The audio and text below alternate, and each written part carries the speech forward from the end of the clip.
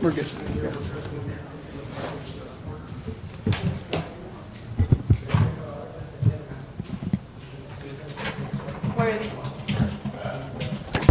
Good afternoon. This is the Planning and Zoning Commission regular meeting. Today is Thursday, October 12, 2023, and the time is 5:31 p.m. We're holding this meeting at Council Chambers, City Hall Building in Eagle Pass, Texas. We'll start by establishing quorum. We do have 3 out of the 5 members present. Next, we have citizens communication. Madam Secretary, is there anybody signed up to address the commission? There aren't any, no. Nobody signed up, so we'll move on to public hearings. Public hearing number 1, public hearing on the proposed preliminary replat of Lot 54 in Block 1 of El Pueblo Nuevo subdivision, closing of public hearing and possible action. We'll open the public hearing at 5:32 p.m. Go ahead, Mary. Thank you, Mr. Chairman. What you have before you is a replat application submitted by Judson Engineering, property owner being Guadalupe, Guanajuato, location 274 Pueblo Nuevo Drive. Legal description of Pueblo Nuevo Subdivision Ltd, Block 1, Lot 54. The request from the applicant is for the preliminary replat approval to subdivide an approximate 0.3260 acre tract into 2 residential lots. This is to allow the owner to install property, city utilities, and improvements before the plat recordation and before submitting a final plat application. Parcel size is 14,250 square feet. Existing use is 1-story residence, and this is in the ETJ. The site is located within an area that features residential developments and is serviced by public and utilities and franchises. Access to the site is provided by Pueblo Nuevo and Karen Drive. Here you have an aerial of the property and some street view photos. As you can see, this is the other portion that's the remainder of the portion that's being replatted.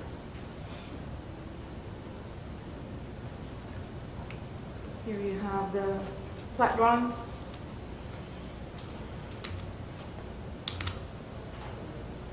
And you have, oops, sorry about that.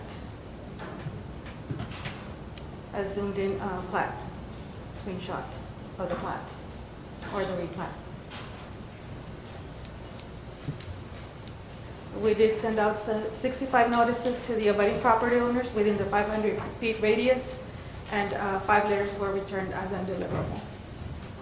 With that said, the planning department recommends to Planning and Zoning Commission to recommend to Eagle Pass City Council to grant a preliminary plat approval of the proposed replat of Lot 54 in Block 1 of the Pueblo Nuevo Subdivision Ltd, subject to the plat complying with provisions of Article 3, of the City of Eagle Pass Code of Ordinances, Chapter 23, Governing Procedures and Specifications for Final Plat.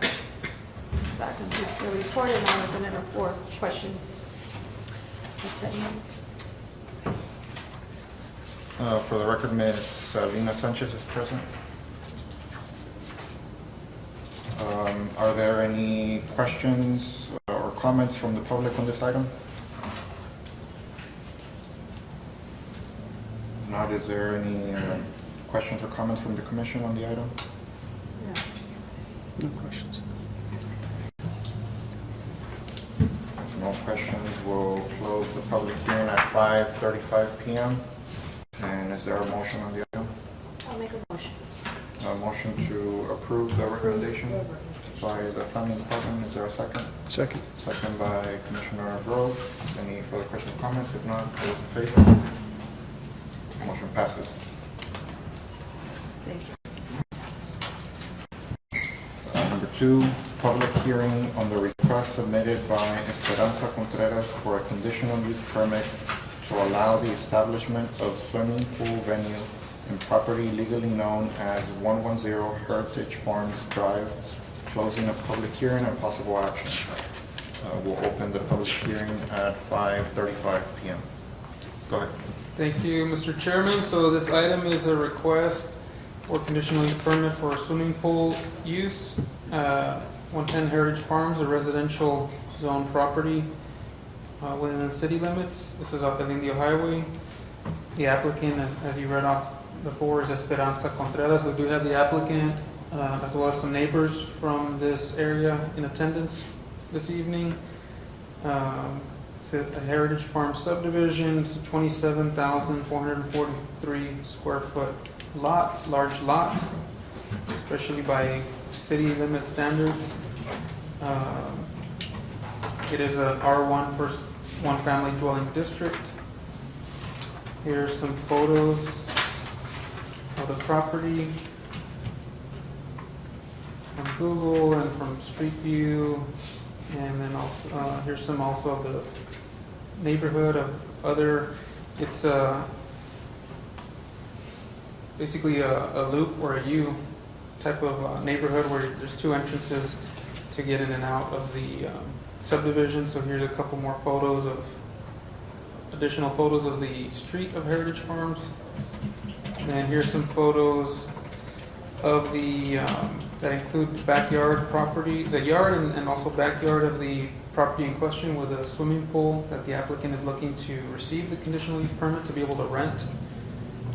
Here's some more photos, including palapa type of patio area, pool, restroom that's available. You can see there's some tables and balloons, quite a bit of room. Like I mentioned, it's a large lot. There's some additional photos that were provided. Some more photos from like security type camera.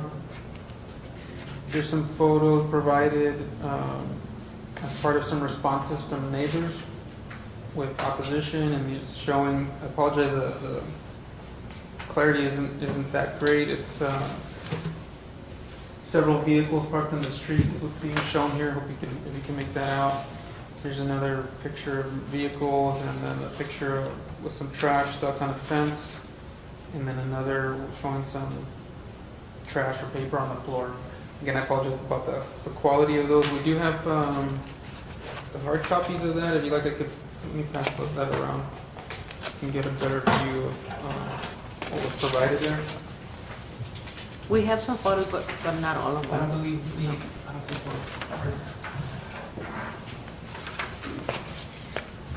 And these photos were provided by? the neighbors that submitted a response letter.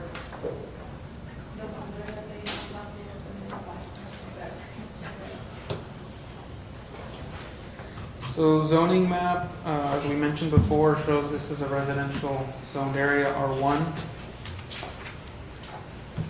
Here's a section from ordinance that talks about the first family R1 district, and the uses include residential, single family dwelling, boarding house, church, school, public or private, public parks, police, fire station, only as required for safety, customary home occupation. So number 7 is an important one. There are several things that are allowed by ordinance to be done as home occupations or businesses from home. And so we'll talk a little bit more about those home occupations. Zoning code, here's some more description, the full description about conditional use permits and the purpose. Here's a section from the home occupations. So I'll point out a couple of the important ones. So one is that the purpose of the home occupations is to allow, the city recognizes that some citizens have a need to use their place of residence for limited non-residential activities. So then B, it covers, there's a specific list of 7 items that are allowed, listed as allowed home occupations. Dressmaking, sewing, tailoring, painting, sculpturing, writing, telephone answering, home crafts, tutoring, limited to 2 students at a time, home cooking and preserving.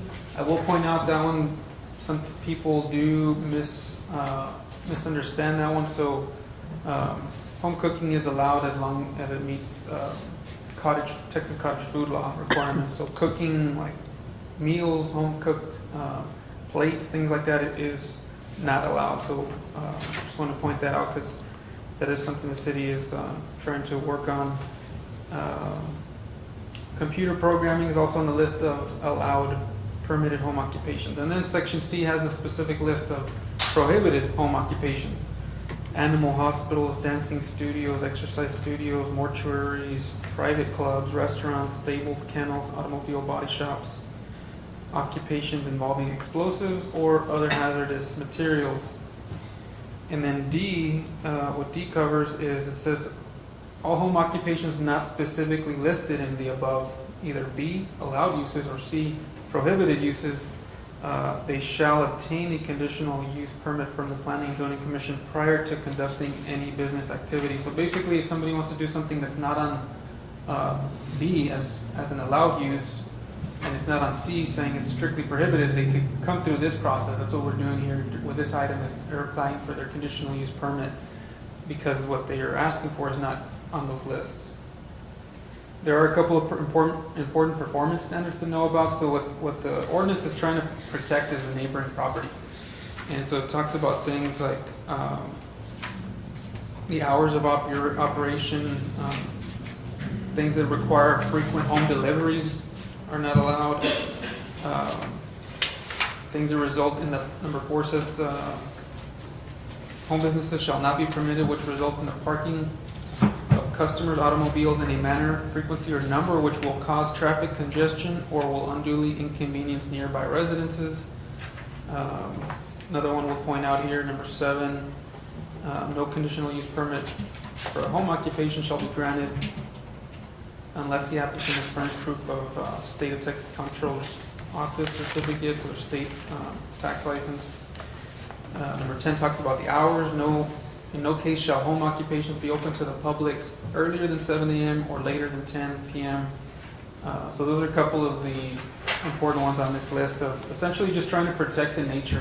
That's what the ordinance is trying to work at. Allowing businesses as long as it doesn't impact negatively the neighbors. Some additional details here. 9 notices were mailed out to abutting property owners within the 200-foot radius. So these are really large lots, so not a lot of lots within that radius.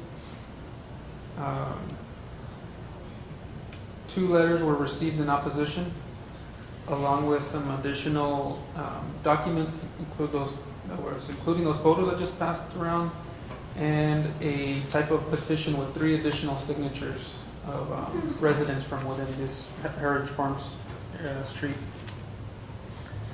One other thing I haven't mentioned yet, but I will point out, is there are trends state and nationally where cities are adapting to, especially after the pandemic.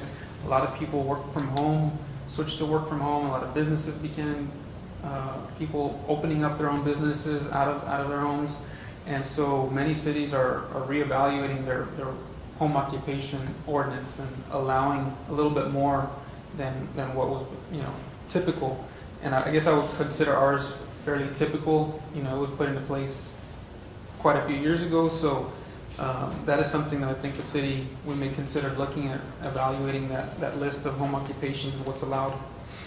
I think that covers all the important details. And we will, in looking at all those details, we do recommend denial of this request, being that the nature of the business that would be operated would contradict some of those home occupation restrictions, which is not a lot of people, not a lot of parking, creating parking congestion, late hours, things like that. I think would be difficult for renting out a backyard pool for gatherings without disturbing or changing the nature of the residential neighborhood. So that concludes the presentation. Any questions? I know we do have members in the audience that may want to speak on this. Is there anybody in the audience that wishes to address the commission on this item? So this is an opportunity if anybody wants to come up and speak. Ms. Cabrera, okay.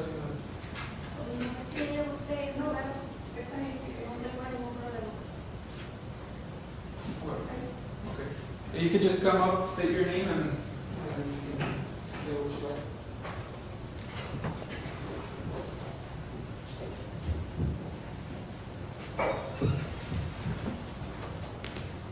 like. Buenas Buenas tardes a todos. Buenas tardes. ¿Hay algún problema si me refiero en español a ustedes? No, para nada. Ok. Gracias por su tiempo. Mi nombre es Esperanza Contreras. Como ustedes saben, estoy pidiendo un permiso para usar mi backyard como una área recreacional, que es una alberca adentro de los límites de la ciudad. Yo entiendo que el lugar donde vivimos es una área que pues está restringida, como dice Mr. Madera, por los límites de la ciudad, las reglas que se tienen. Me gustaría que por favor se tomara en consideración que muchas cosas están cambiando en nuestra ciudad, en nuestro país, en el mundo. Entonces, si se pudiera hacer alguna excepción. El propósito que yo hice primero para rentar la alberca, mi propósito principal fue para los jóvenes y para los niños de Ile Paz, que tuvieran un área donde recrearse, donde salir, donde jugar, donde pasar la tarde, que fuera dentro de los límites de la ciudad, para que no manejaran tan tarde sus papás de noche o evitar algún accidente para los límites de la ciudad. Para proteger a los vecinos, en mi opinión, escuché la opinión de la señora Marisa, ay disculpa, no me acuerdo su apellido, padre.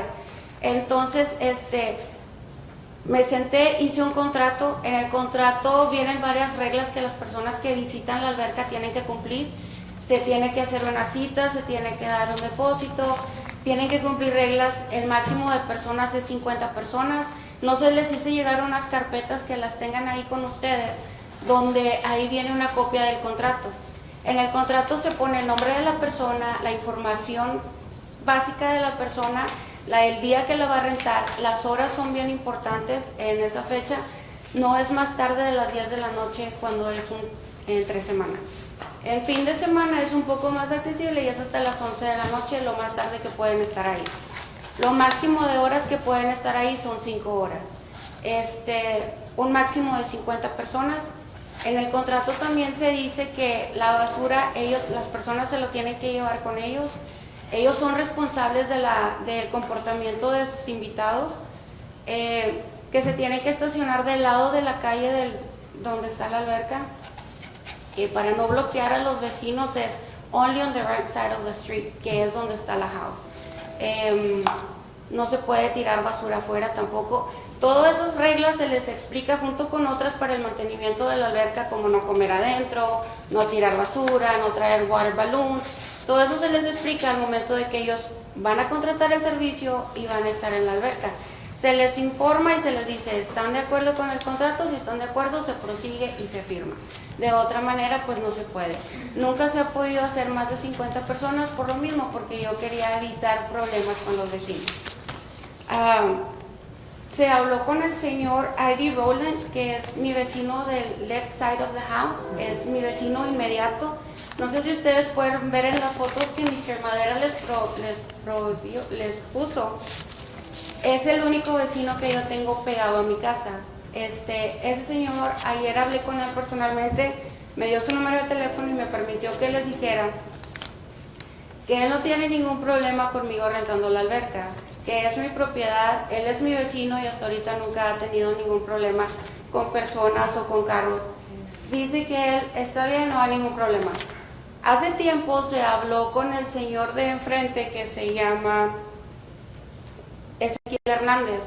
El señor también nos comentó y nos dijo, yo no tengo ningún problema que ustedes renten su alberca, es la casa de ustedes pueden hacer lo que quieran. Lo único que pedimos es que no tapen nuestro driveway. Desde entonces se ha pedido y se ha hecho lo que los vecinos nos piden. Cuando empezamos con este pequeño inconveniente, porque la persona aquí presente, la señora Padre, tuvo una queja, yo me di a la tarea de preguntarles a mis clientes anteriores. Hice un survey con ellos de 4 preguntas. Las preguntas fueron, ¿qué les parece el venue dentro de la ciudad? Si tuvieron algún problema con algún vecino que les dijo que tenía que mover su carro el momento de la fiesta. La otra pregunta fue que si al momento de que ellos llegaron miraron basura tirada afuera o adentro de la área. Y la cuarta pregunta fue que qué pensaban ellos del área de la alberca, que si les gustaba que estaba adentro de los límites de la ciudad y por qué. Esas respuestas, esos cuestionarios se los entregué junto con la aplicación, no sé si ustedes estuvieron al pendiente y los leyeron. Fueron, si mal no recuerdo, fueron 12 cuestionarios y una carta escrita por otra señora. I didn't get it. I'm sorry. Al momento de la encuesta, pues las personas ahí están dando a conocer su opinión como ciudadanos de Eagle Pass, que les gustaría que la alberca siguiera funcionando porque está dentro de los límites de la ciudad, está muy conveniente. En varias palabras de ellos dijeron que estaba muy cozy el lugar. Nunca tuvieron ningún problema con algún vecino, ningún enfrentamiento. Esto se ha hecho por varios tiempo y hasta ahorita no ha habido ningún reporte de policías, no ha habido ningún reporte por daños, por pleitos, por nada de eso, porque yo siempre he tratado de mantener todo con orden.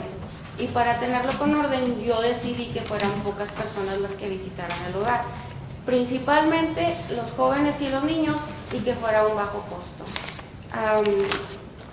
Eso que decía Mr. Madera, para no afectar a los vecinos con el horario, pues el horario que tengo es muy flexible, pero nunca es en las mañanas, nunca es a altas horas de la noche, nunca pasa las 11 de la noche. Los horarios siempre han sido fijos. Las fotografías que les hice llegar, al final ustedes pueden mirar, son capturas de mi cámara de mi casa. Ahí se mira el horario donde las personas están saliendo de mi casa o de la orilla de donde se tienen que estacionar. Las fotografías, no voy a empezar una guerra, no voy a empezar un problema. Ustedes pueden ver las fotografías que yo los probé, son muy claras, son muy fáciles de mirar. Se ve donde los carros están estacionados, en el lado donde en el contrato dice que se tienen que estacionar. Si ustedes miran las fotografías que yo traje, que trajo la señora Pader, que sacaron de Google, ustedes pueden observar que basura tirada no hay. Como se considera, porque es un lugar donde va varias personas, pues al decir que hay demasiada basura tirada, yo consideraría mucho más de lo que están en esas fotografías, que es, en mi opinión, la basura que a veces el viento tira, el viento lleva, o no sé, pero basura causada por la alberca yo considero que no hay. Si acaso alguna vez hay basura, mi marido aquí presente y yo personalmente hemos pasado con una bolsa a recoger lo que se mire que esté tirado en la calle, porque a nosotros también nos interesa que nuestro neighborhood y nuestra casa siempre se miren presentables y limpios. Entonces, ya para terminar, les quiero decir que yo hablé con la señora Pader personalmente en abril de este año. Ella ya había hablado conmigo antes respecto a la alberca y la situación que ella quería que le pusiera yo atención, que eran los carros y la basura. En esa llamada, la señora personalmente me dijo que desde que ella habló conmigo, ella notó que yo había tomado cartas en el asunto y no tenía ningún problema con eso. La alberca la empezamos a rentar con una aplicación que se llama Swimply. Esa aplicación es algo parecido a Airbnb, pero para albercas en Estados Unidos y en otras partes. Yo me registré en esa aplicación, hablé con el señor Madera, él nos atendió muy amable en su oficina y nos dijo, si tú le estás rentando por una aplicación, pues nosotros no tenemos una ordenanza que te diga no la rentes con una aplicación porque no las hay. Al tener yo eso se lo comunico a la señora, entonces yo prosigo, hago book las albercas porque ella me dice, yo no tengo ningún problema, que era lo más importante para mí, no causar ningún problema con ningún vecino. Entonces después de eso, meses después, recibo un video donde la señora viene y dice cosas distintas. Por eso estamos aquí nosotros ahora, para pedir de favor que se reconsidere la ocasión, se reconsidere el permiso, podamos continuar con nuestro proyecto, que es también para ayudar a la ciudad de Eagle Pass. Si tienen alguna duda, yo sé que es la palabra de la señora contra la mía, con todo gusto les puedo proveer un audio donde la señora de su propia voz me está diciendo a mí que no tiene ningún problema al respecto con que yo rente la alberca. Es todo lo que les puedo decir. Muchísimas gracias por su tiempo. ¿Cuántos carros caben dentro de tu propiedad? Dentro de mi propiedad caben alrededor de 10 carros. Y por lo general cuando has tenido eventos, las personas que lo rentan tienen acceso a estacionarse adentro. Sí, siempre. Siempre. De hecho, cuando se firma el contrato, yo también les digo, pues porque traen comida, traen arreglos, cosas. Entonces, siempre les pedimos, el driveway siempre se va a quedar abierto, siempre va a estar disponible. Si se acomodan bien, caben varios carros hasta aquí, hasta adentro. Varias veces de las veces que se rentó la alberca, ni siquiera estaban en la calle los carros porque son 1 o 2 carros los que están ahí adentro. A veces ni se da uno cuenta que está rentada la alberca. Yo personalmente, que vivo en mi casa, que es mi backyard, no se escuchan los ruidos. Otra cosa también importante, ya que lo menciona, en una de las reglas que miré dice que el ruido, el humo, sonidos, estruendos para los vecinos, yo considero del tamaño que están nuestros terrenos, es muy difícil que llegue un sonido con un vecino. No por eso se va a exagerar y hacer de más, en lugar de un orden, un desorden.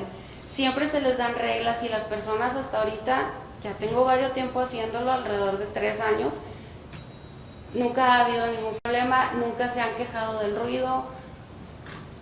No sé, ¿alguna otra pregunta que tengan?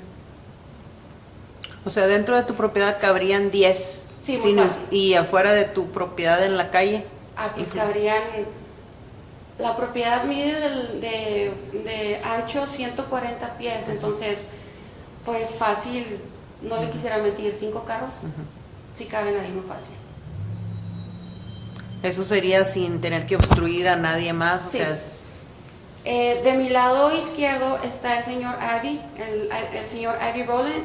De mi lado derecho de mi propiedad están 2 lotes vacíos, que esos lotes, creo la ciudad, ese lugar tiene como unos 25 años que se empezaron a construir las casas, si no me equivoco.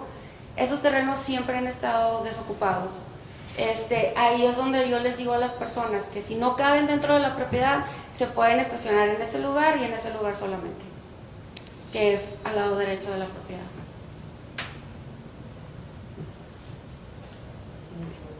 ¿Alguna otra pregunta? Muchas gracias por su Gracias. tiempo. Gracias. A usted. sí gusta. Anybody else? Disculpe. Trajimos algunas personas que quisieron voluntariamente venir y atestiguar. Son personas que ya han estado en el lugar, son personas que me han rentado la alberca a veces más de una vez. No sé si ustedes tienen alguna pregunta, si quieren escuchar de voz de alguien más su experiencia, lo que ellos piensan, con mucho gusto son las personas que me vienen a acompañar ahora. Gracias. Gracias.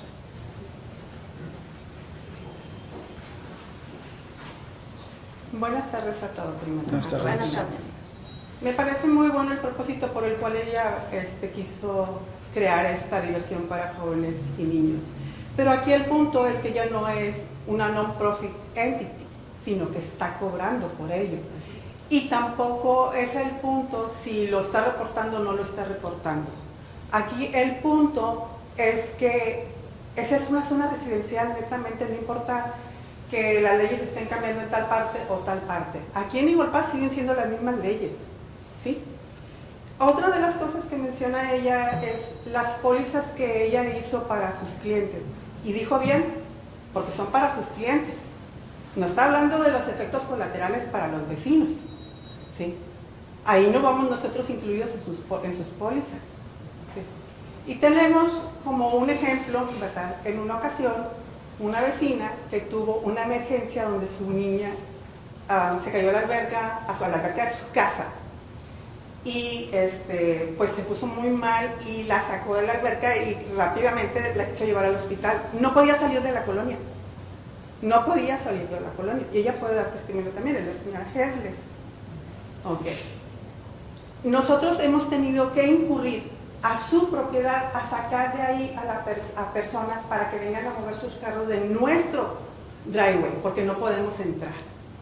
Hemos tenido en junio, el 1 de junio o el 2 de junio fue la graduación de mi nieto y se le hizo una fiesta en mi casa. De repente teníamos gente que no eran invitados de nosotros, eran los a los que ella le renta, ¿verdad? Entonces, Me pregunto yo, también mencionó a ella acerca de que tiene una póliza con el cliente que el cliente recoja la basura. El cliente no va a ser responsable de la colonia. Al cliente le va a importar un pito si quedó sucio o no quedó sucio. Él se va a ir a la hora que se acabó la fiesta y bye bye, ¿verdad? Y sí es posible que ella haya estado con su esposo en una bolsita recogiendo basura, pero en su propiedad. Yo no la he visto que se atraviese a la mía o a la de cualquier vecino que está allá. ¿Usted vive enfrente, señora Padre? Yo vivo enfrente, ¿verdad? Y de hecho, ¿Su nombre, perdón? Marisa Pader. Ok, gracias. Y de hecho, más adelante de esos terrenos que están vacíos, vive Chicho, el señor Hernández, para que todos conozcan. La señora Hernández me expresó que podía contar también que ella ha encontrado un sinnúmero de cosas afuera de su jardín, donde tiran hasta objetos, se va a oír mal, pero sexuales, y por eso no deja salir a los niños a jugar a sus nietos, ¿verdad? Todos nosotros, bueno, la mayoría de nosotros solíamos salir en las tardes, ¿verdad?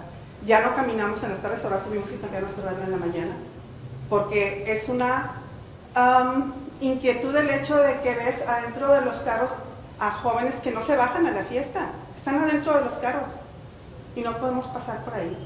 Tenemos también la precaución de entrar a la colonia, porque puede salir que alguien entre carro y carro salga y te lo puedas atropellar, ¿sí?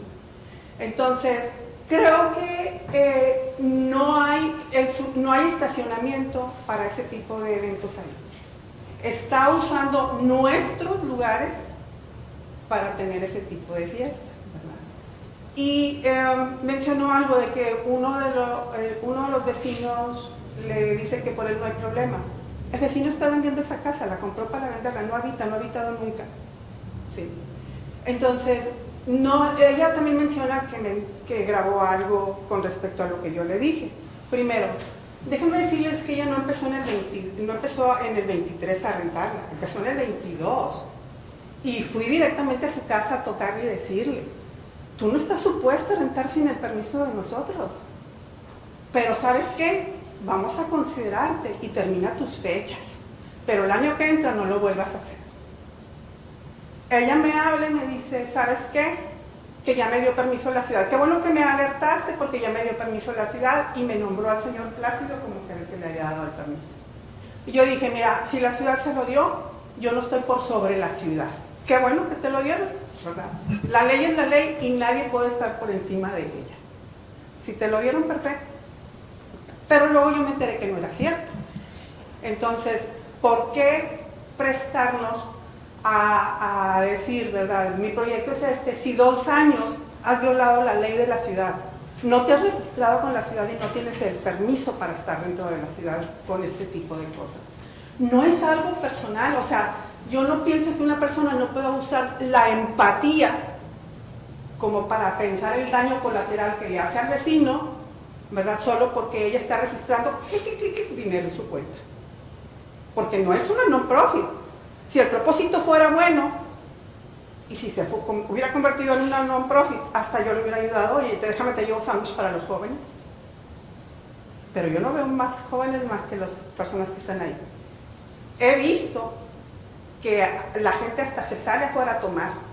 No hay un security, no hay nadie que supervise la fiesta. Yo no sé de qué me está hablando ella de las pólizas. Y en cuanto al survey que hizo con los clientes, pues haría mal en no darles un buen servicio. Cuando tú estás cobrando algo, tienes que dar un buen servicio por lo que estás cobrando. Pero eso no tiene nada que ver con el tema que estamos tratando aquí, ¿sí? O sea, eso es lo que quiero que seamos objetivos en cuanto a lo que estamos tratando, ¿sí? El daño que nos está haciendo porque nos ha robado la paz, la quietud, ¿verdad? No estábamos pensando con que, uy, por otra vez fiesta, no podemos entrar, ay, es una emergencia y no puedo salir, oh, por favor. Por eso escogimos un lugar residencial fuera de cualquier zona comercial para que nadie nos estuviera perturbando, ¿verdad? Yo hablé con otros vecinos, los cuales no fueron requeridos a esta junta.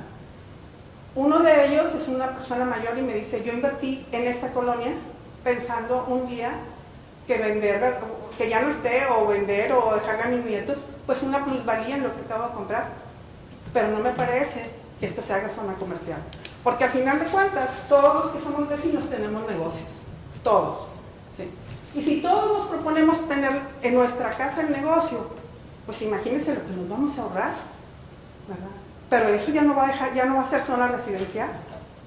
O que también me van a dar permiso también al rato de meter gallinas, caballos, ¿o qué vamos a hacer? ¿Sí? O sea, seamos nada más, yo lo único que pido es que seamos objetivos en el tema que vamos a tratar aquí.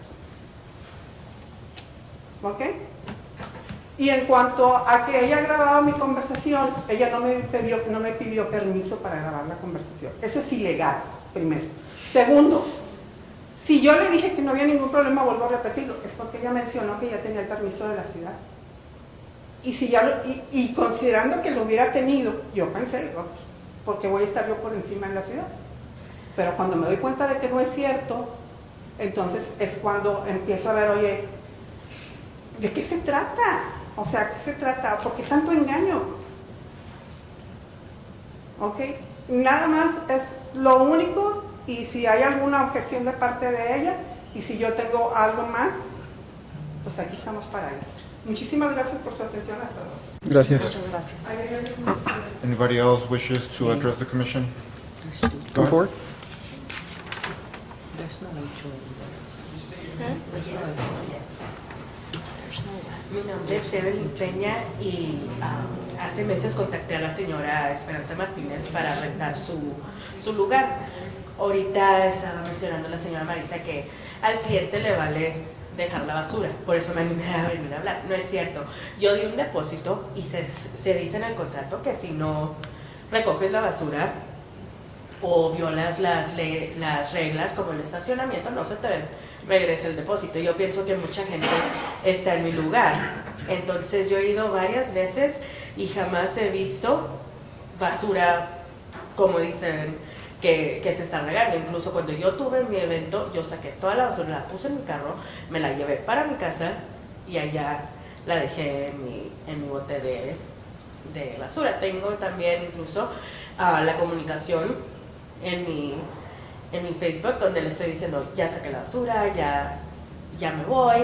La responsabilidad de cliente como tuve un servicio excelente con la señora, y del estacionamiento, ahí son reuniones, no son fiestas porque se explica que son 50 personas. Yo tuve a lo mucho 30 y tampoco le violé, me dijo dónde me estaciona, incluso yo me metí en su zona. And that's all I really have to say. I spoke in Spanish because everyone was speaking Spanish. You know, plain and simple. She's a very responsible person about the trash. I had a deposit. I wasn't going to let her keep my deposit. I was going to take my trash. Plain and simple. And I'm pretty sure many others. As a matter of fact, I was reluctant in renting with her because she had so many rules and regulations, and I'm kind of lazy. You know, after a party I want to leave, right? But her place is so beautiful, so I was like, oh, well, you know, let me just go there instead of going to a quinta, you know, where I can, you know, party till late hours. As a matter of fact, I wanted a party in the wee hours. She told me no. It was declined. There's no friendship, no nothing. I'm not even friends with her on Facebook, you know, nothing like that. I went to her venue probably like 2 times. I liked the place and then I contacted her. So that's all I have to say about her. She was excellent and rules were followed on my end. I'm pretty sure rules are followed because no one just wants to drop a deposit just because. So that's all I have to say. Thank you. Thank you. Anybody else wants to address the commission? There's another one.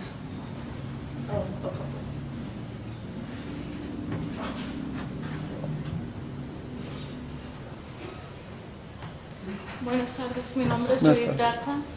Yo le hice una fiesta a mi mamá sorpresa. Me estaban diciendo que era para los niños y adolescentes. No exactamente, porque para mi opinión está todo organizado, todo limpio. Aquí tengo fotos. Fueron menos de 50 personas. Fueron muy responsables. Ella me dijo, eso se van a hacer el contrato, si estás de acuerdo o no estás de acuerdo. Y yo estaba de acuerdo. Si gustan ver las fotos, todo estaba muy limpio en mi parte. Toda mi familia que vino acompañarme a la fiesta de mi mamá que cumple 89 años. Todos estábamos muy a gusto, ¿verdad? Y muy organizado todo por la señora Contreras, ¿verdad? Y en mi opinión, no nomás para los niños o adolescentes, pero para la gente grande, para hacer un convivio, es muy agradable el ambiente, ¿verdad? Porque en ningún momento hubo música recio, se respetó, como ella nos dijo, ¿verdad?, el estacionamiento para evitar. Mi mamá, como les diré, es incapacitada, ¿verdad? Ella usa silla de ruedas y ella me dijo, puedes estacionarte, las personas que vengan de la tercera edad, que tengan un problema, aquí está todo el estacionamiento en mi casa para ustedes, ¿verdad? Y los familiares que vinieron de fuera del pueblo estaban muy a gusto ahí, ¿verdad? Pienso que es que le den permiso a ella para que siga con esto, ¿verdad? Porque es bien bonito el ambiente, ¿verdad? No nomás para los jóvenes, ni para la gente grande que quiere disfrutar un momento agradable ahí al aire libre, cuando no tienes espacio en tu propia casa, ¿verdad? Y me gustaría que le dieran el permiso para que siguiera ella, porque es bonito, ¿verdad? No en muchas partes aquí ni Le Paz que haya esa oportunidad para tener en convivio. Muchas gracias. Gracias. Gracias. We have somebody else.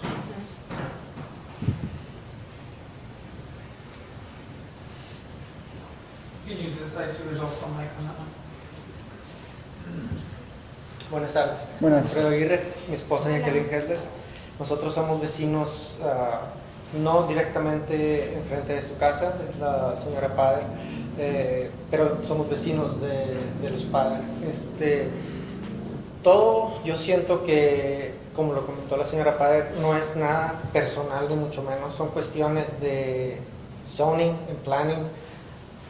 Vivimos en una zona residencial, queremos que se mantenga así por una razón, porque nosotros nos mudamos ahí en el 2015 y tenemos 2 niñas. 2014, perdón.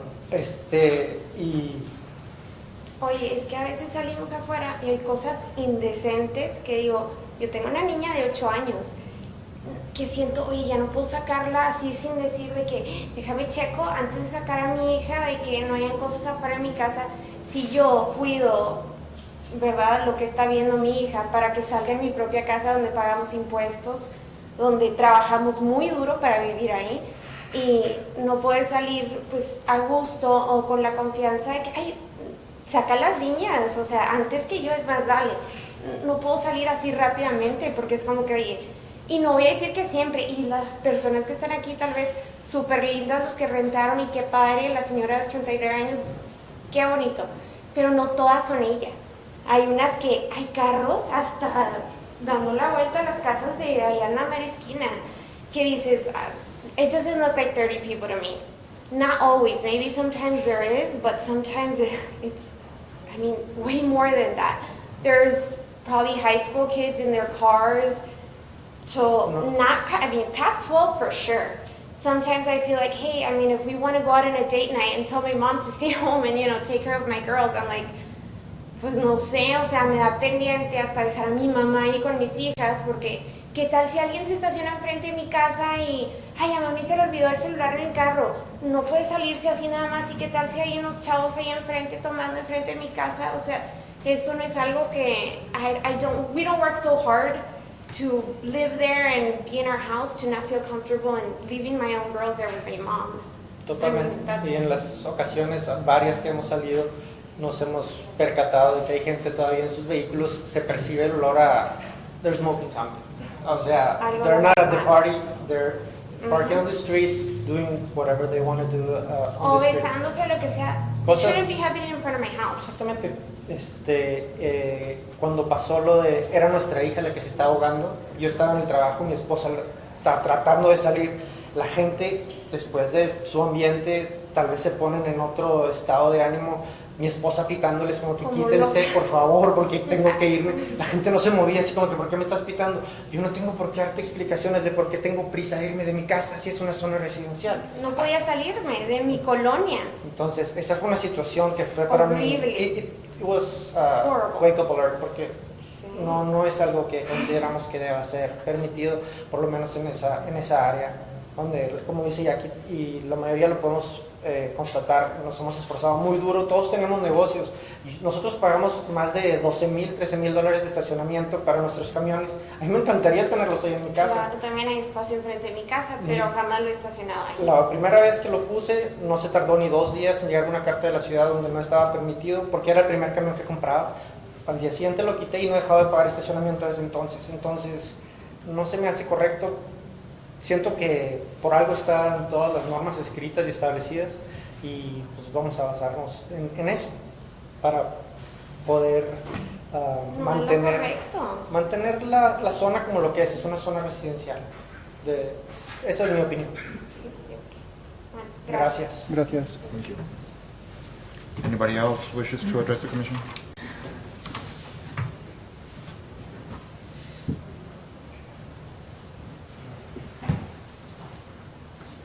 Buenas tardes. Buenas tardes. Nuestros nombres son la señora y el señor Arturo Rivera. Nosotros también vivimos en ese neighborhood. We live About a block away, give or take about 600. in the curve. Yeah. It doesn't really affect us, maybe the mess that is being left, but the parking does affect us. Yeah, the lady might say with all due respect that they have rules that they have for their clients, but not everybody follows them.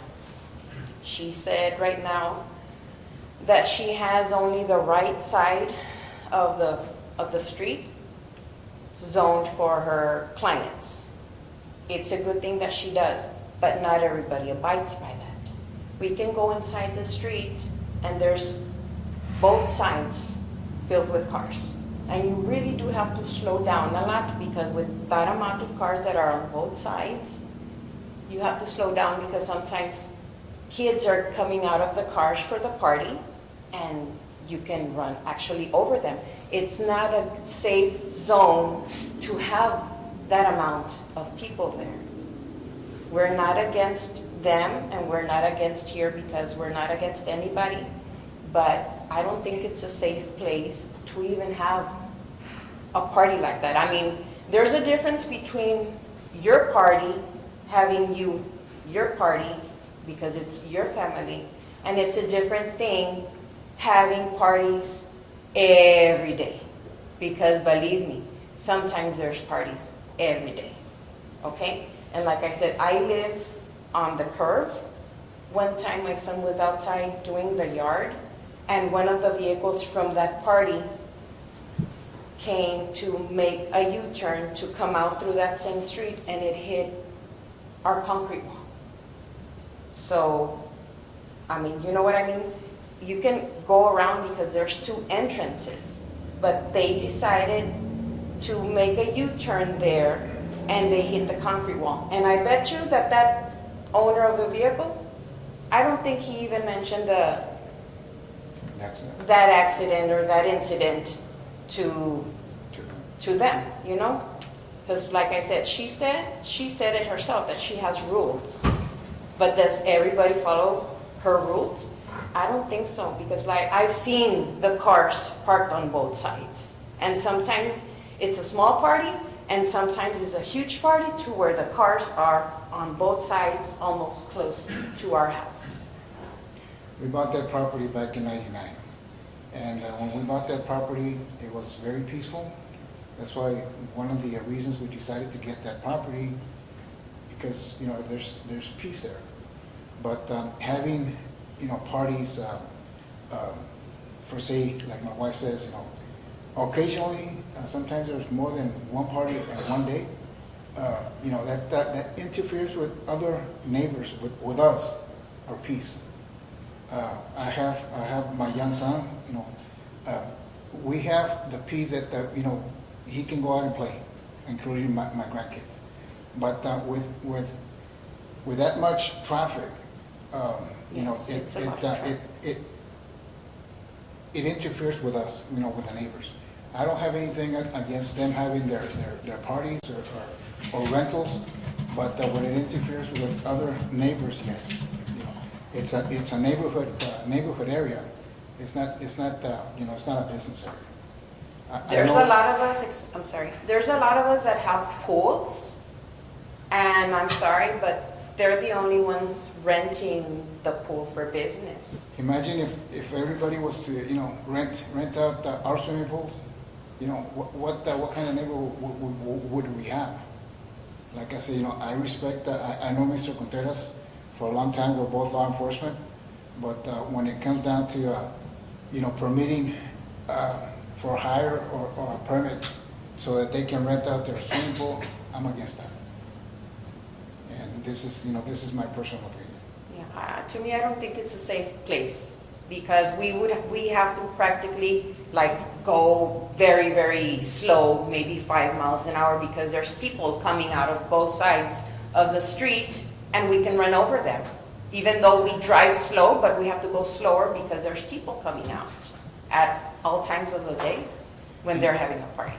And I have seen, you know, beer bottles. I don't know if it was from that party, but I have seen, you know, trash along that stretch of the street. So, you know, like one of our neighbors said, you know, yes, maybe they do come out and pick up the trash after their people or their party, but they don't come to their neighbor's house to pick up the. How far do they go? I don't know. But you know, that's our opinion. So, with all due respect, thank you. Thank you. Thank you. Thank you. Anybody else? Go ahead.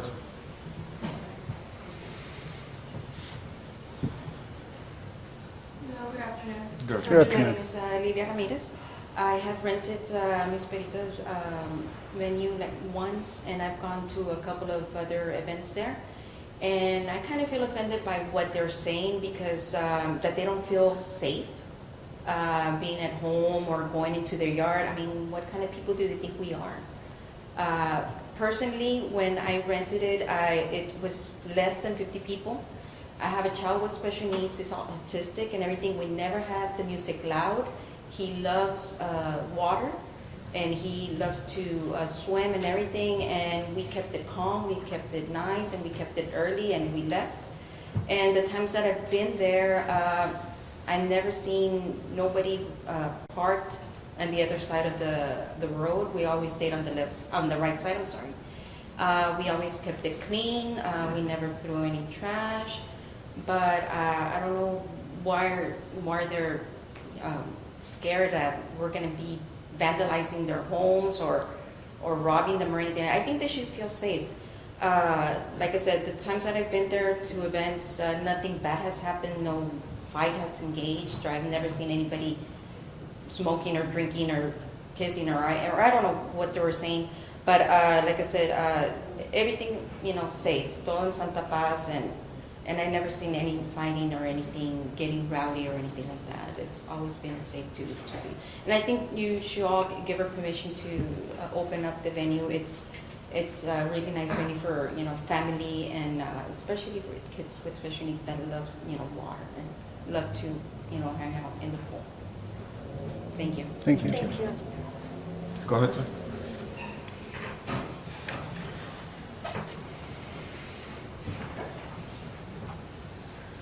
Buenas tardes a todos. Buenas tardes. Mi nombre es Víctor Manuel Pader, soy esposo de Marisa. Hemos tenido este problemita con los vecinos, que no me gustaría tener ningún problema con ninguno de los vecinos, ¿verdad? Porque los vecinos nos ayudamos muchas veces más que los familiares, ¿verdad? Entonces yo quisiera nada más, pues es residencial, ¿verdad?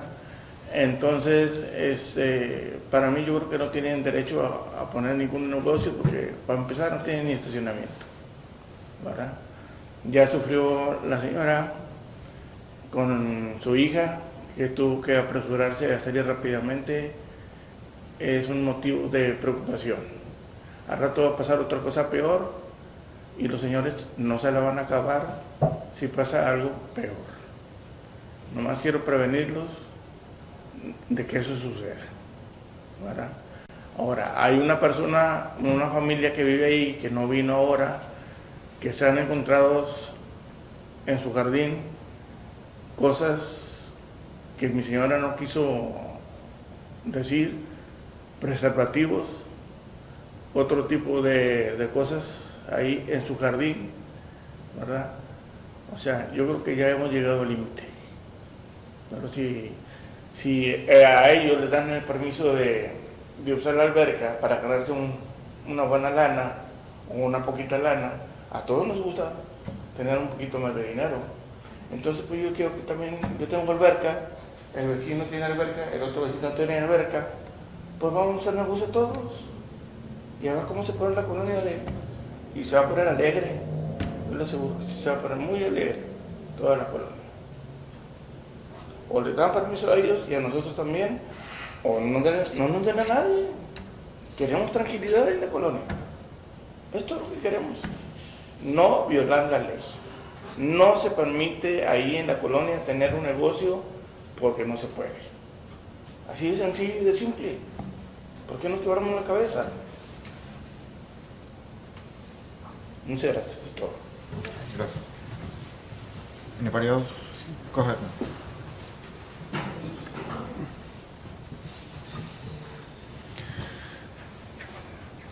Hi, my name is Mona Lisa Garcia, and I've gone to her venue, to the swimming pool in 2 occasions.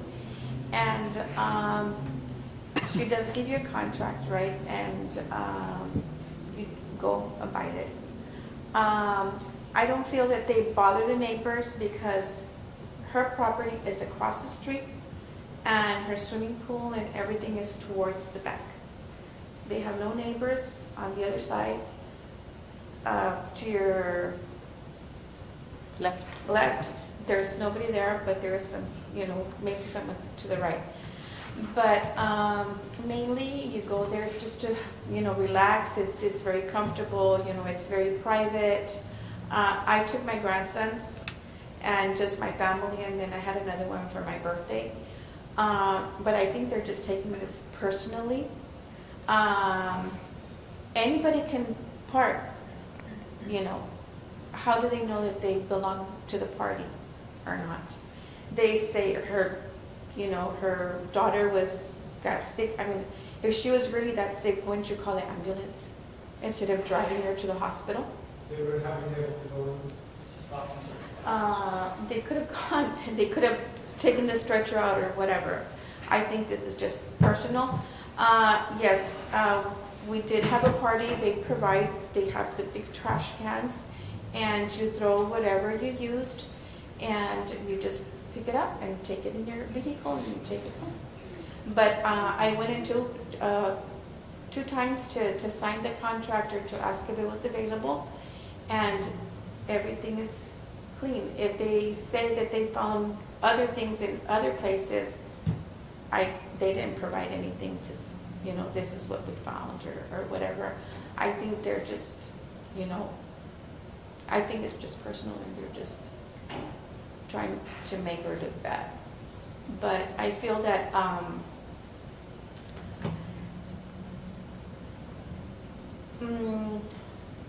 can I say it? It's in the city limits, and sometimes if you're going to have something like for kids that are in school, it's very centrical, and they, it's very convenient. But yes, she does screen, and you can't have more than a certain amount of people, and she does tell you that it has to be under, it has to be quiet or whatever. If not, your party will be dismissed.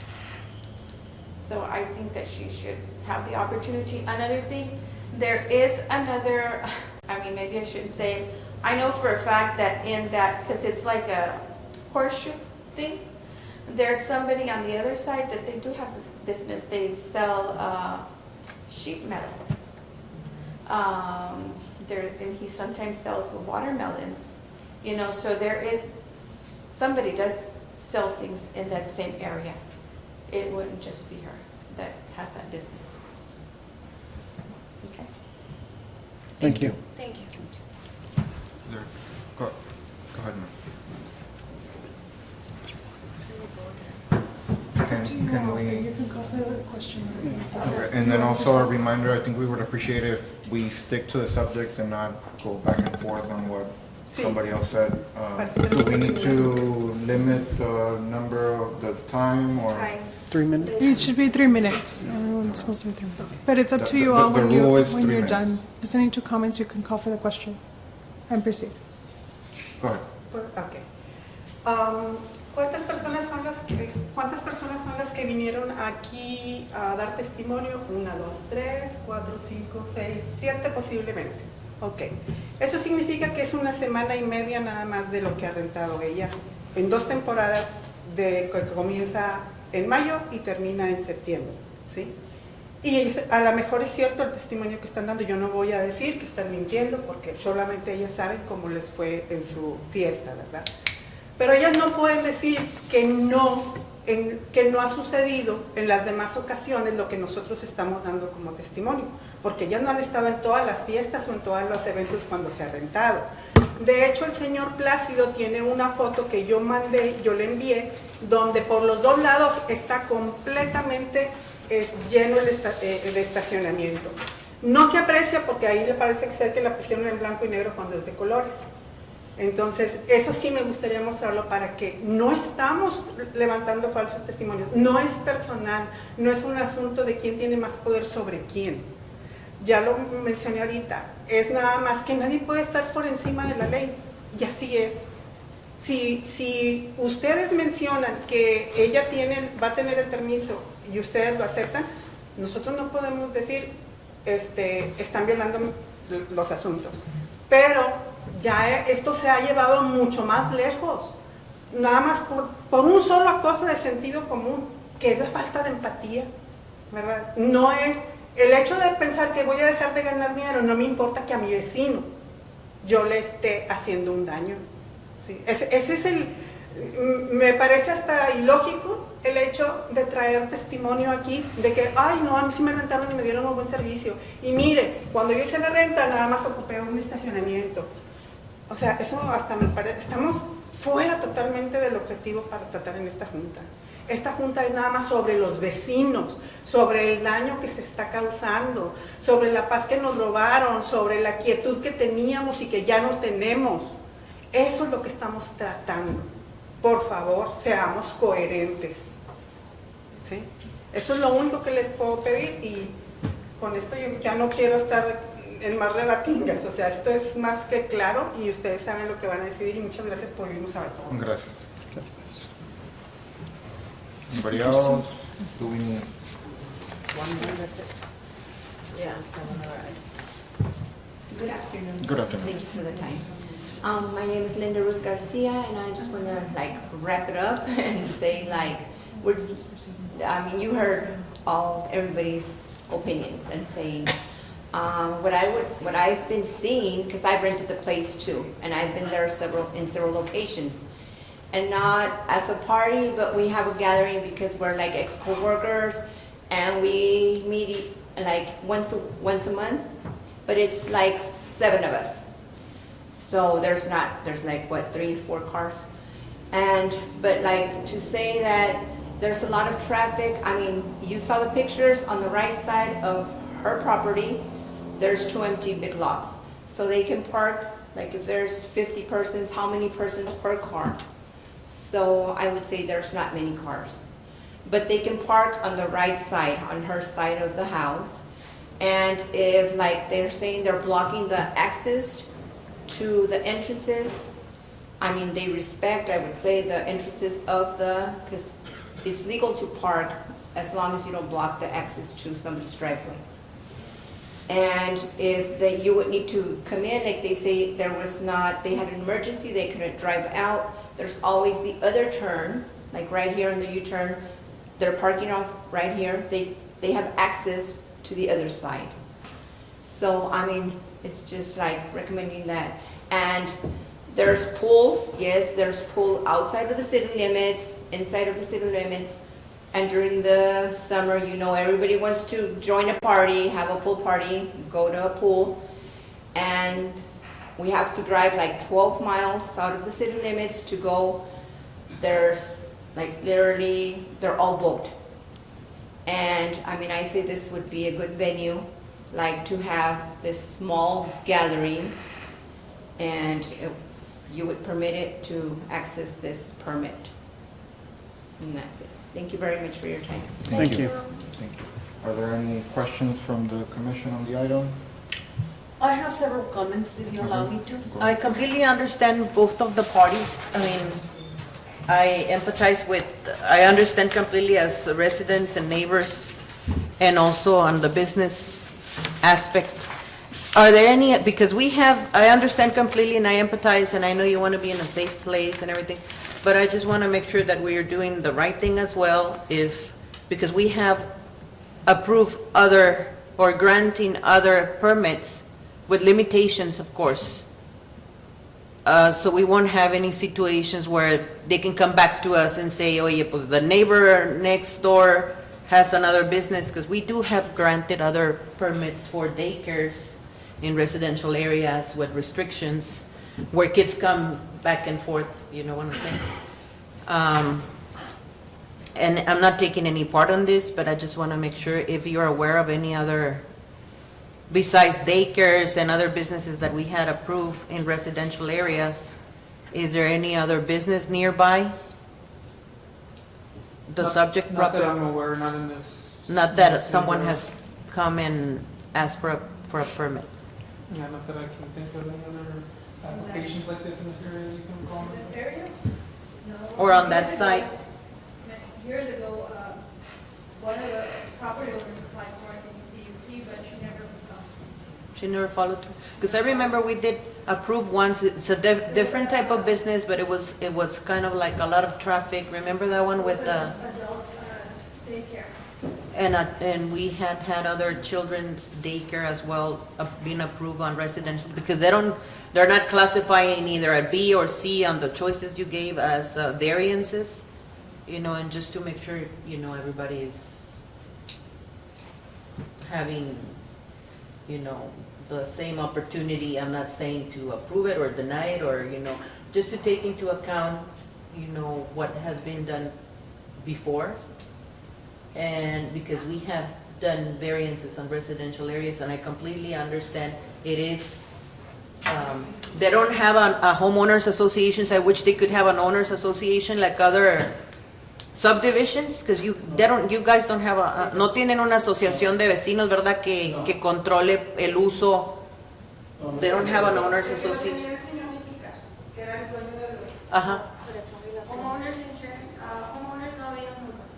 No, por ejemplo, we have like on Las Cimas subdivision, there's subdivisions and others where the owners, you're responsible and you enforce when you know, when you purchase a lot before even building, you know what's going to be restricted for. For listening, right?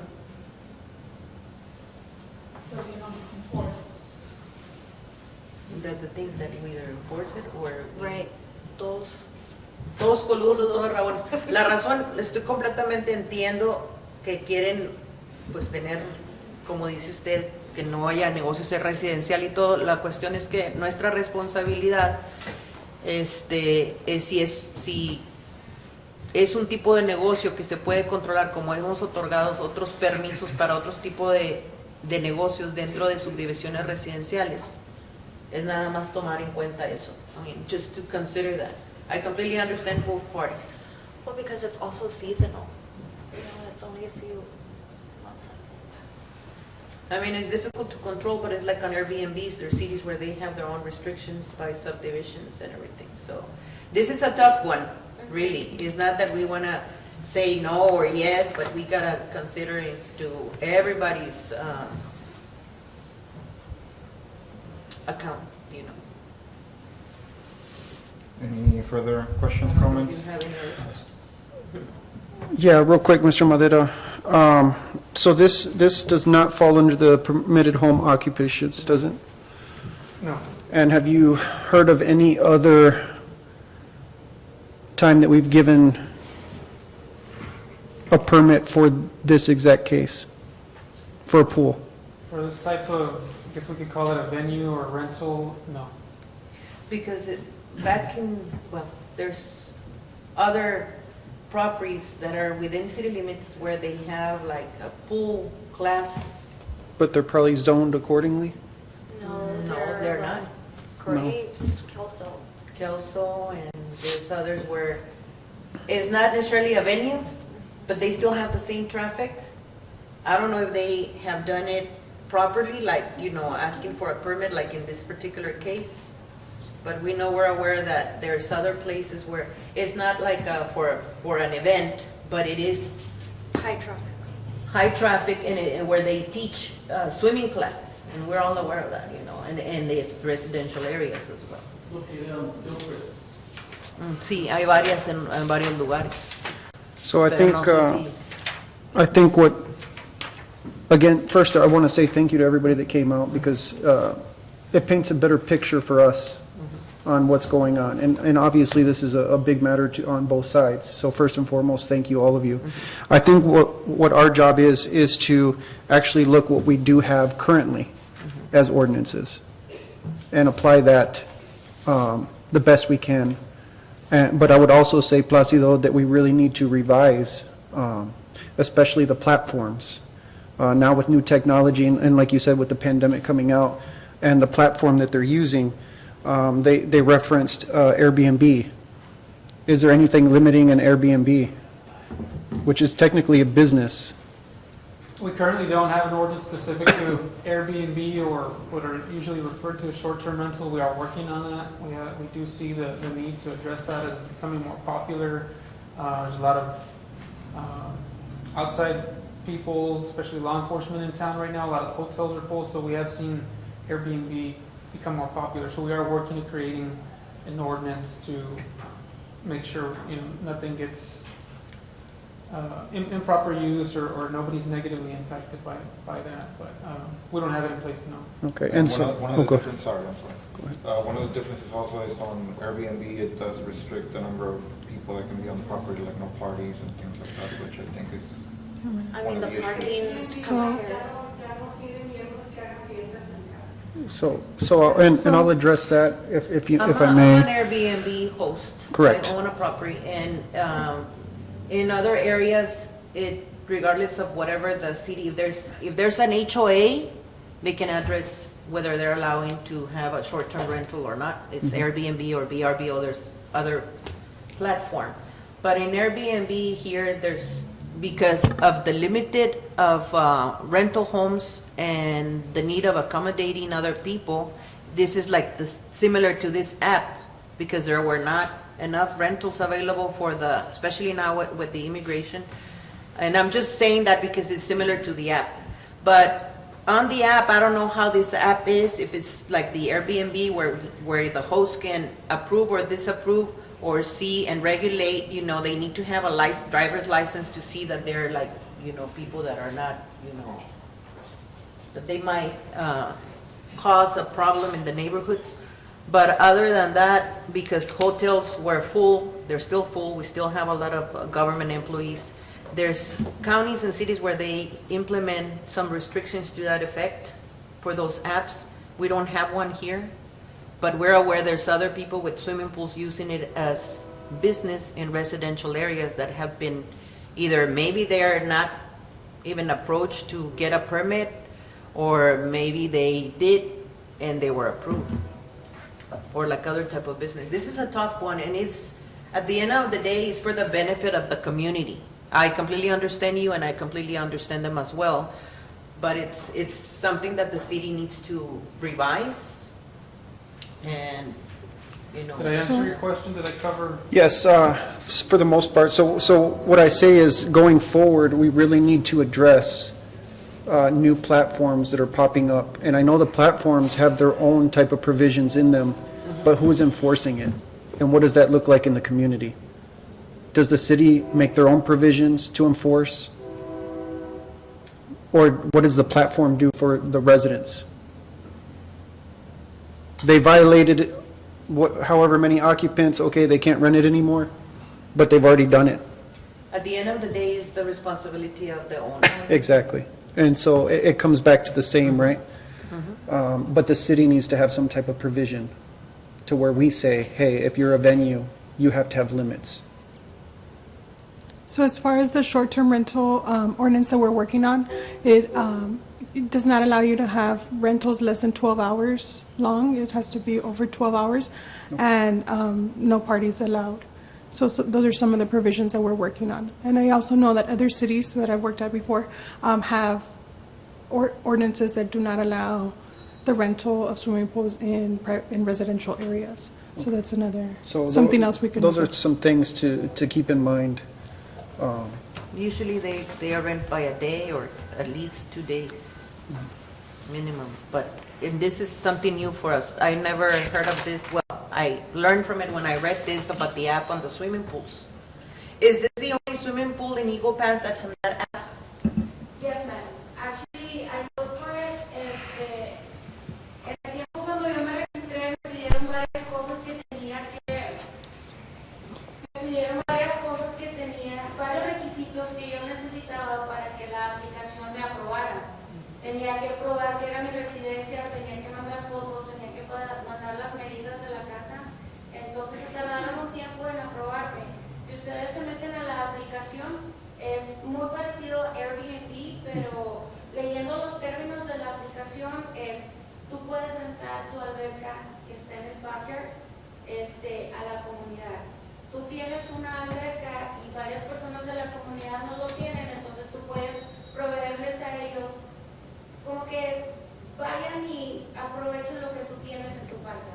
Entonces, que yo sepa, en el tiempo que yo me puse, que yo me registré, era la única swing flight en Texas.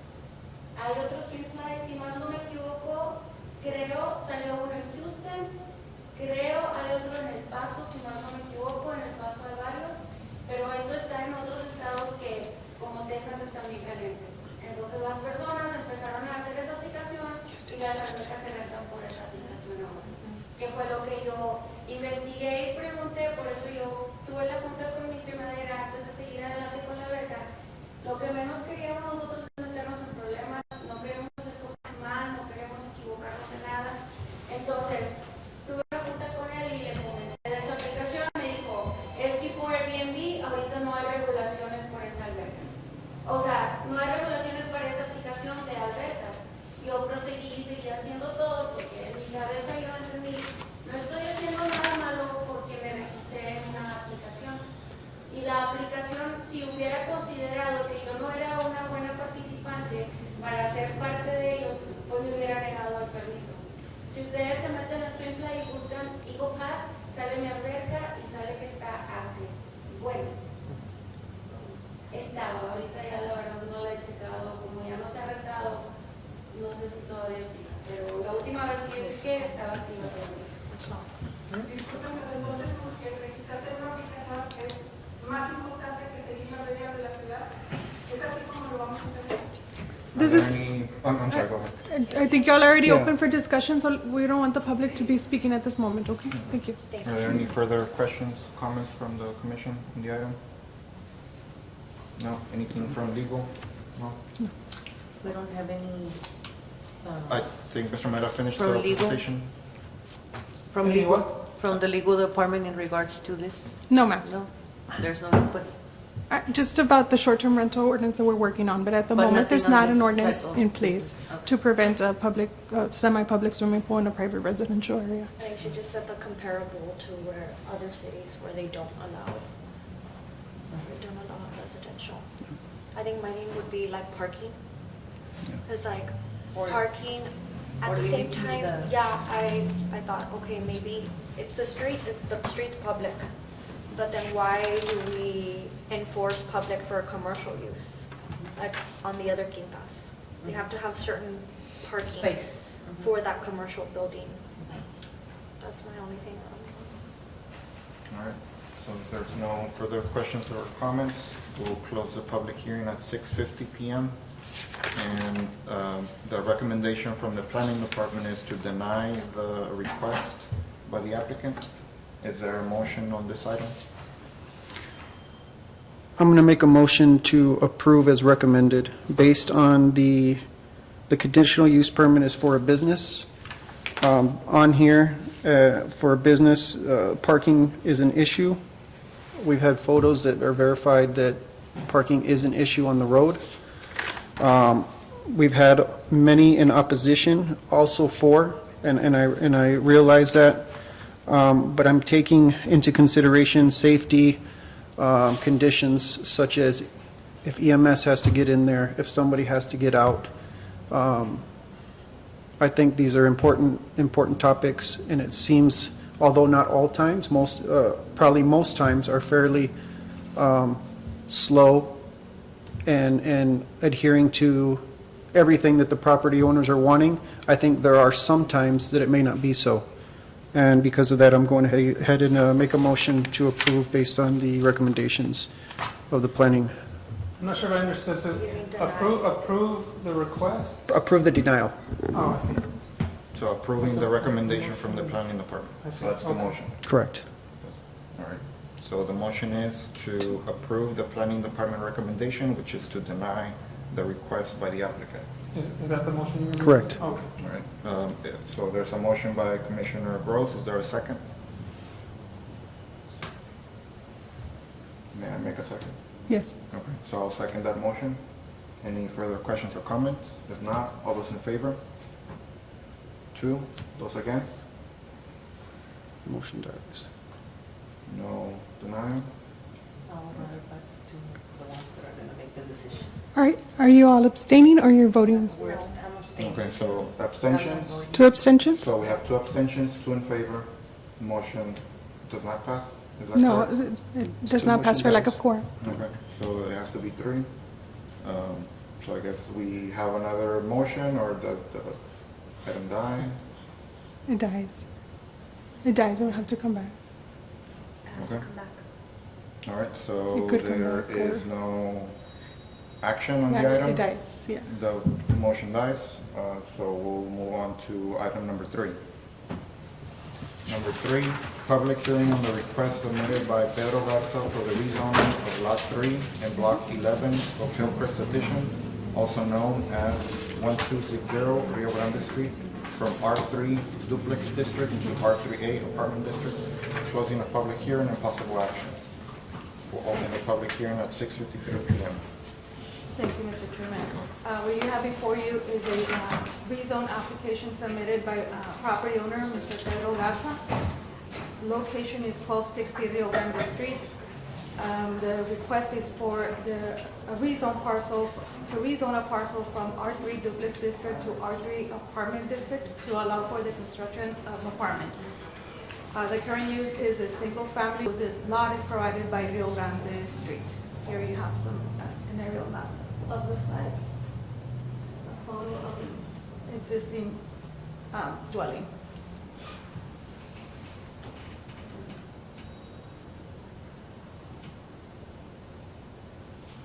There are, as you can see in this aerial map, there are existing multifamily in the immediate area. We did send out notices, 24 notices to the abutting property owners, and 4 were returned as undeliverable, and 1 was returned without a comment. Well, no comment on the actual notice.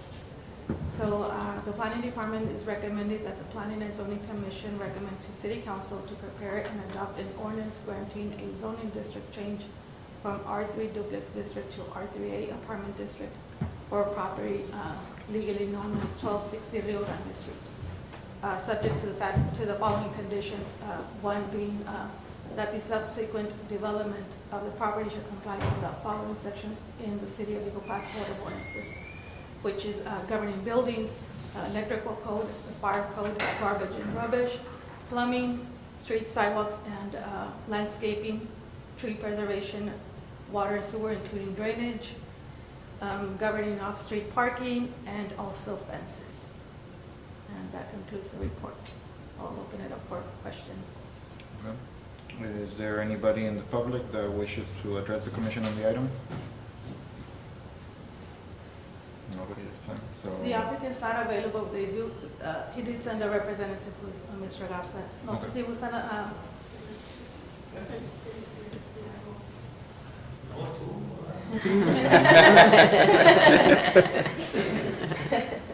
No tiene que, nada más por si acaso, a lo mejor el commission tiene preguntas para usted. ¿Le gusta pasar? Hi, my name is Rosa Marmolejo. I'm Pedro's sister. Was notified of this today, so he couldn't make it. So he just wants to rezone to make, instead of duplex, some apartments. That's all he's requesting. Of course, following all the guidelines. Thank you. Thank you. Anybody else? If not, any questions or comments from the commission on the item? No questions. No questions? So we'll close the public hearing at 6:56 p.m. And is there a motion on the item? I motion to approve. Motion to approve by Commissioner Solis Sanchez. Is there a second? I'll second. Second by Commissioner Velasquez. Any further questions or comments? Or if not, those in favor? Motion passes unanimously. Number 4, presentation by Engineering Department and Public Works Department related to storm drainage city projects. So this is a continuation of an item we've discussed in the past. We did have some photos, and we have Mr. Daniel Ibarra, Public Works Director here. It's a little chilly in here. Yes, it is. I don't know if it was hot, the temperature. It's been the cold AC since is I walked in. And so I wanted to give the opportunity to share some of the projects that Public Works has done in this Thank you. area. So, Thank you. Gracias.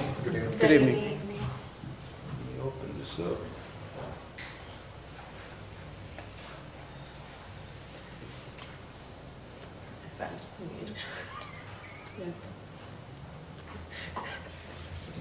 Lo que digo, Lorenzo. So yes, as Mr. Madera mentioned, I am Daniel Ibarra. I'm the Public Works Director. I wanted to bring this to you all with some pictures and more illustrations, that way I can get a view of kind of what has been done over the years. Unfortunately, fortunately, I wasn't the director at this time, so I'm going to give it from a inspector perspective. And I was on the ground every day following these projects through and through. And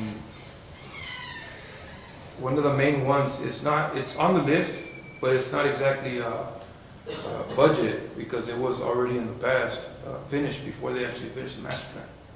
So the Roosevelt Street reconstruction, I found some historical data here online. This is back in 2017, 2019. This was asphalt. It had a regular crown as any other street would. And you can see, even from 2017, you can see how just enormous amounts of water would just run down. This is where Austin Street is at. This is Laredo Street. Of course, this is Roosevelt. 2019, we still had some work going on. That's the year that we finished. In 2020, it was completely done. It was the concrete channel. It's basically an inverted crown. It's an upside down street, you could say. And of course, now this is more current. That area itself was a very messy area every time it rained. You can see in these pictures.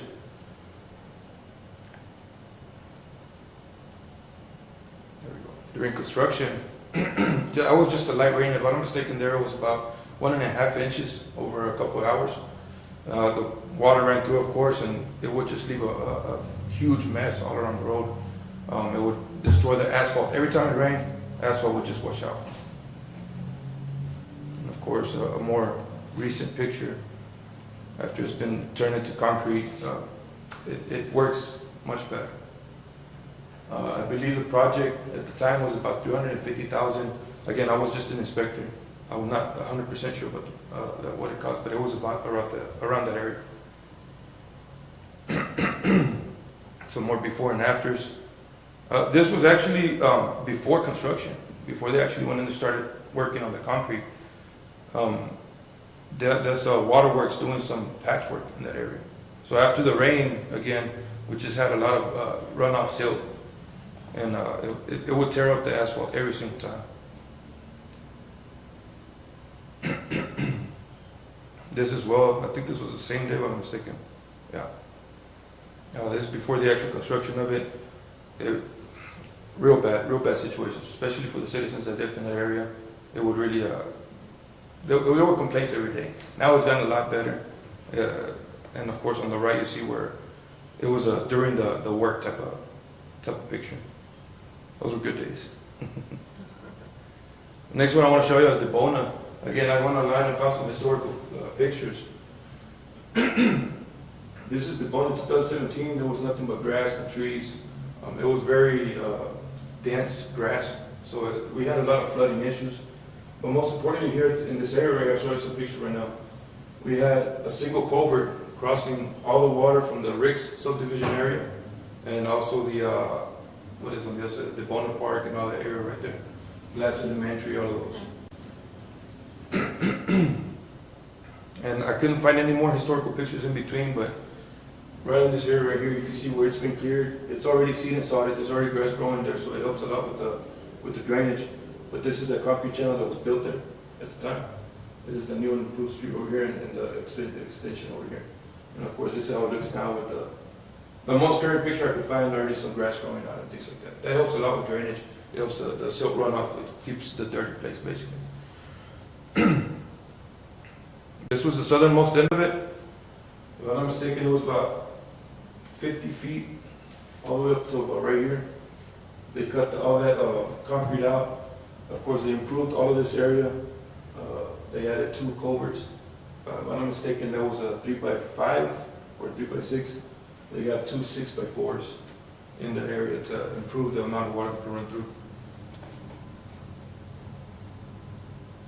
This is the northern side of it.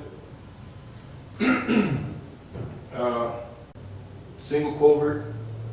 Okay, of course, everything was overgrown. It was very hard to maintain at the time. After the improvements, this was during construction, so it's not completed. There's now a handrail, there's sidewalk there, real nice. But they did add the 2 culverts as well.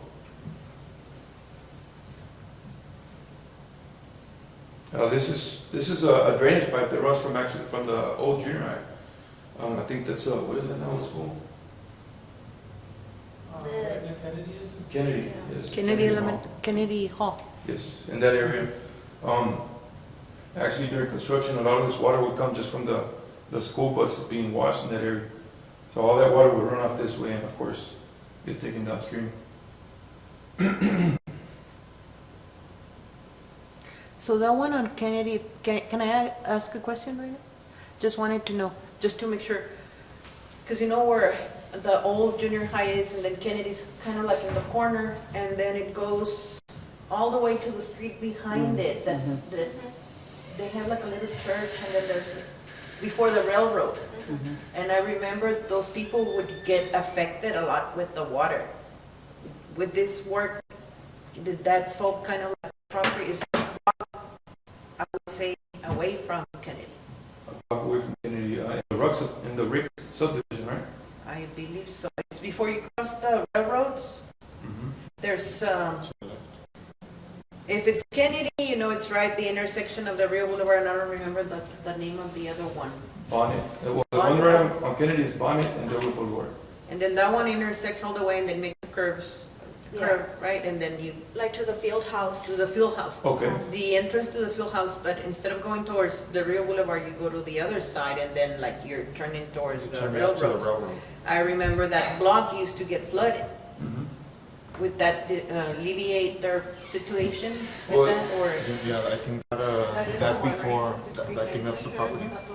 Yes, if I'm not mistaken, at the end of this... That's the one behind it? Oh, okay. It really did alleviate the entire situation for these properties. There were at least 2 situations where it almost flooded into those houses. The water would get just right up to the door. Here recently, even with the few big rains that we've had, it's improved the area a lot. More than anything, it helps with the flow of water. It helps keep it concentrated to one section instead of being held back by any kind of debris or overgrown grass or trees or things like that. It helps the water flow and get it out of the faster, get it downstream. So yeah, it did help the area in general. It makes significant improvements. And that land was owned by whom? Where you did the drainage? This right here, it's an easement. That's an easement? It's an easement, yes ma'am. When it was subdivided, I can't remember what year it was, but I did see the papers from whenever the subdivision was built. It was a dedicated easement. So, I mean, we have, I think one neighbor there has about 5 feet of property in the back. shows to be his property all the way up to where he meets the easement with the railroad. But since it was dedicated as an easement from the moment of construction, we had to do this improvement right here.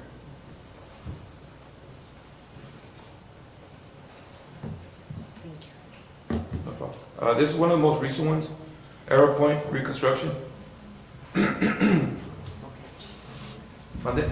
I was reading the others. Oh, okay. Yes, ma'am. Well, these right here, it's the most recent one. What it does is it helps divert the water from Arrow Point into Oak Manor Drive. They were having issues in between the properties from Arrow Point and Oak Manor, and they had a very small area where the water would run through. It didn't have the concrete channel, so all that water would wash away a lot of the dirt. They had trouble with their fences and things like that. So this really just helped divert that water directly into its proper area. I think it just got finished recently. Thank God, that's the entrance to my neighborhood.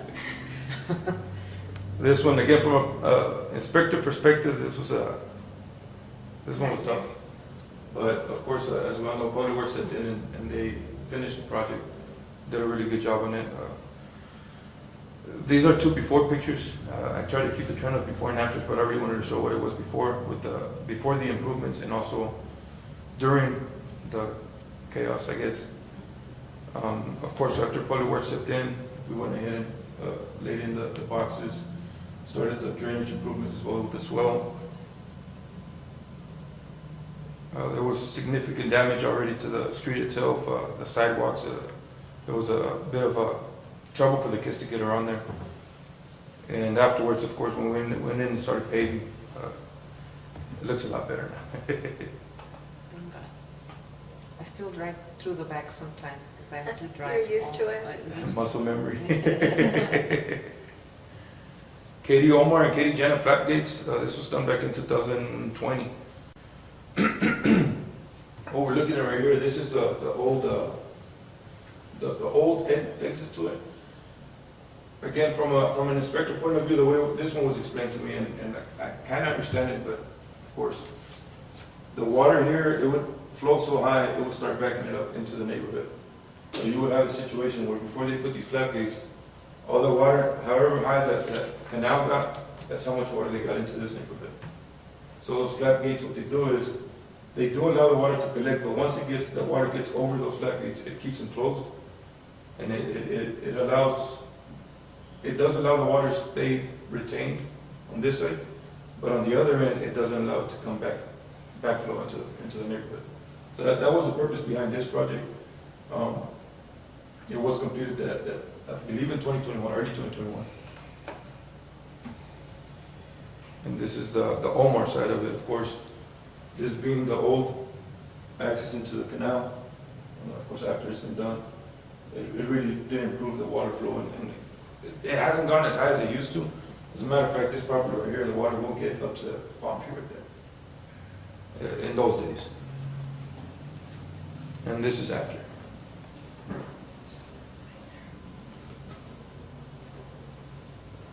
These Is right that here are Proximor?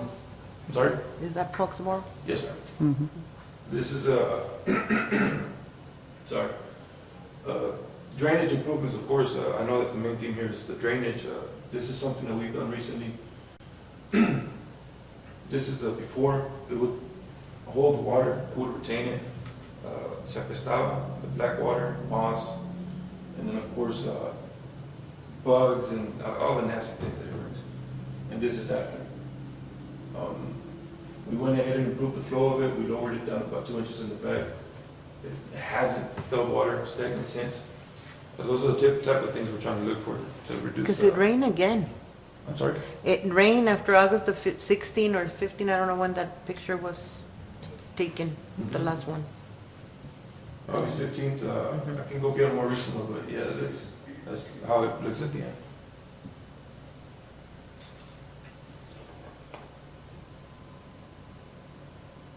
There's some more work that's been done involving drainage.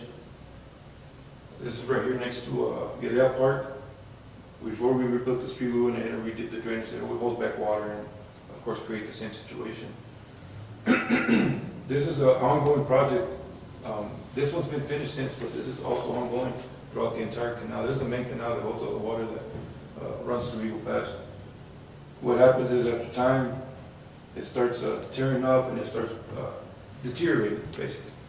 Some of the walls start getting cracked, they start falling in, creates a bit of a hazard, so we have to step in, redo those sections, pour in more new cement, and basically bring it back to life and keep it running smooth. Again, this is a lifeline for Eagle Pass for getting the water out of the neighborhoods. More drainage flows, the walls, as I said, like these right here, sometimes they'll crack, we'll have to replace them. This is what it looks like before they're fixed. They hold back quite a bit of water, and again, that stagnant water, it stinks, bugs, all the nuisances that comes with it. And that's the end of my presentation.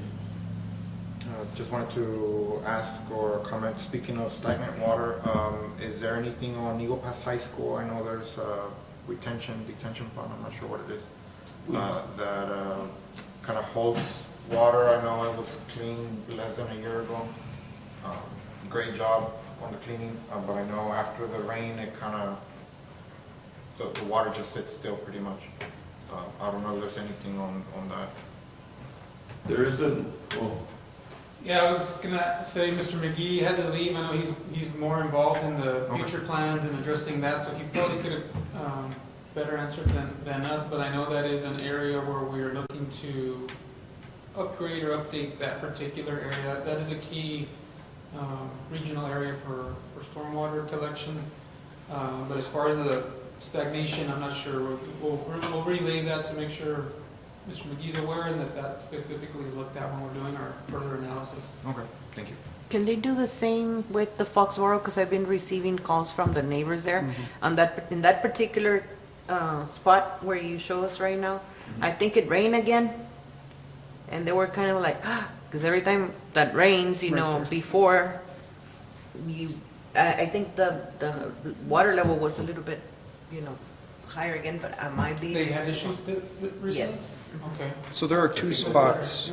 There are two spots. There's that spot there, and if you go further down the road, there's another one. Okay. And they've been collecting a little. I had a quick comment on that and a question. I live in that neighborhood. Using the roads as waterways, it tears up the road before it even gets to that point. That's a good way for the water to escape, but as it's moving down, it tears up that road. Is the only fix to lay concrete? Yes, so that's part of the work that we've been doing, improving on the soils around town.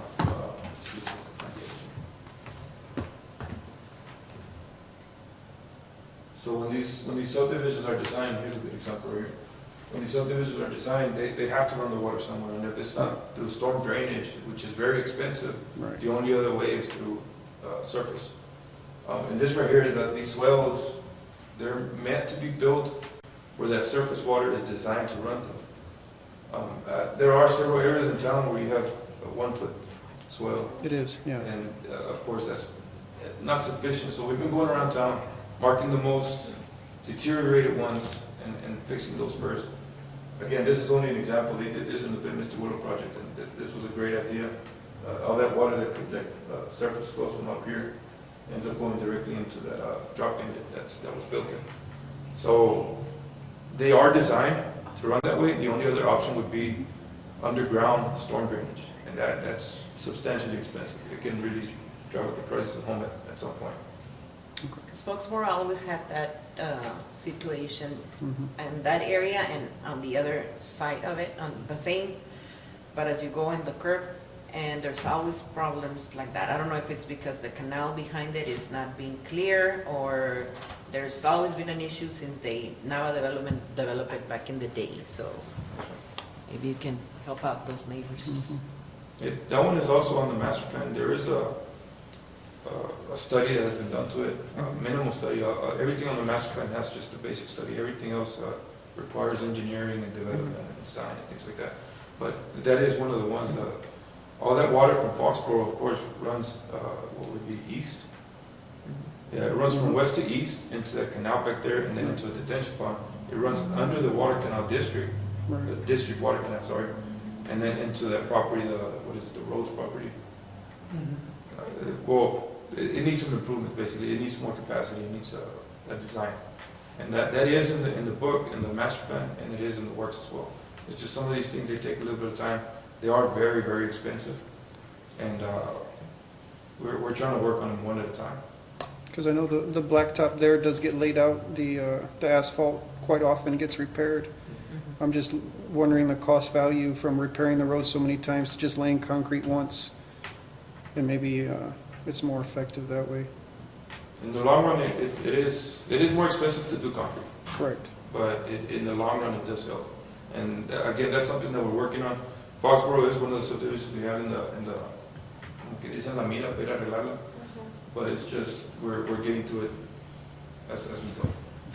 So going back to the one on Misty Willow, the entrance, you said that drainage was there before, or was it installed afterwards, after the work? The swell, for instance? Well, at one point, before I started working with the city, there was a concrete swell. And there's several areas throughout the Bibb Avenue area where they have those small swells running from side to side. But I'm not too sure at what point, before 7 years, they actually covered it with asphalt. So here, I don't know if everybody remembers, there was just asphalt right here, kind of in a dip. And when we went in there to work on there, that we actually tore all that old stuff out and put this drainage swell to improve, of course, because again, asphalt does get torn. As soon as you get water running through there, it will tear the asphalt up. So there's nothing better than concrete to run that. It'll last longer, it requires less maintenance. But again, it's one at a time where we find them, the ones with the most dire need, for instance, this one. Thank you. Yeah, thank you and good work. No problem. Yeah, any other questions, other questions, anything else? We'll add those to our list and look at them. Cenizo Plaza. Some of this. That should be number one. Stay a little longer. So there's no further items in the agenda. Is there a motion to adjourn? Motion. I second. Motion adjourned. Motion by Commissioner Velasquez, second by Commissioner Pearl. So in favor? Aye. Meeting adjourned 7:18 p.m.